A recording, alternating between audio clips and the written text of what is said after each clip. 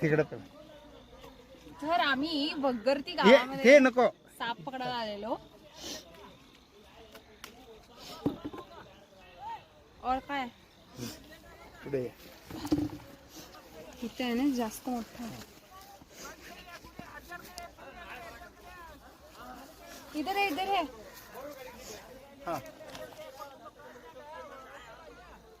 आम्ही वग्गर्ती गावामध्ये साप पकडायला आलेलो आणि आम्हाला योगायोग ह्यांनी म्हणाले की तुम्हाला वांगी पाहिजे आहेत काय.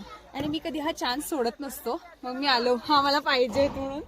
तर या आमच्याबरोबर आणि काढूया आणि हिचं लोणचं करूया. तर तिकडे मी वांगी काढून आले आणि मी सोल्याच्या बहिणीला घेऊन जायला लागले. म्हणजे ह्याला आवरे म्हणतात. ह्याने आवरे काय म्हणायला लागलेत म्हणजे आमच्या इकडं आवऱ्याची भाजी असं म्हणतात. आणि घरी जाऊन ह्याची पण भाजी करून खाणार आणि वांग्याची पण भाजी करून खाणार. तर हे बघा मी आता मुळा सुद्धा काढले आणि तिकडे वांगी आणि हे पर काढले. ह्याला काय म्हणतात आवऱ्याची भाजी करणार आहे मी घरी जाऊन. आणि हे मुळे आणि हे सगळं शक्य आहे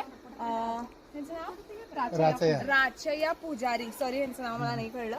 राचया पुजारी हा गावाचं पण नाव सांगा सर तुम्ही. होगर्ती ह्या गावामध्ये त्यांनी राहतात. ऍक्च्युली यांनी फायर ब्रिगेड त्याच्यामध्ये होते. त्यांनी फायर ब्रिगेड मध्ये त्यांनी काम करत होते. म्हणजे आता रिटायर्ड झालेत आणि ते सगळं सोडून त्यांनी हित्तर राहिलेत. आणि मी खरं तर ह्यांच्याकडे साप पकडायला आली होती. आणि साप पकडायला म्हटलं तर हित्ताचं नाग होतं आणि ते रेस्क्यू करून झाल्यानंतर ह्यांनी काय म्हटले की तुम्हाला वांगी पाहिजे काय मुळे पाहिजे काय. मी कधी हा चान्स सोडतच नाही. आणि ह्यांनी फक्त विचारले पूछ पूछ और नेक ऐसा हो गया वो. फिर इनकी वजह से ये सब म्हणजे ह्यांच्यामुळेच आम्हाला हे सगळं भेटलं. तर शहरापेक्षा ना गावात राहिलेलं खूप बेस्ट आहे. आणि मला तर हे सगळं तुम्हाला माहितीच आहे पहिल्यापासून आवडतंय. नवीन लोकांना सुद्धा भेटणं आणि परत हे सगळं शेती हे ते मला खूप आवडतंय.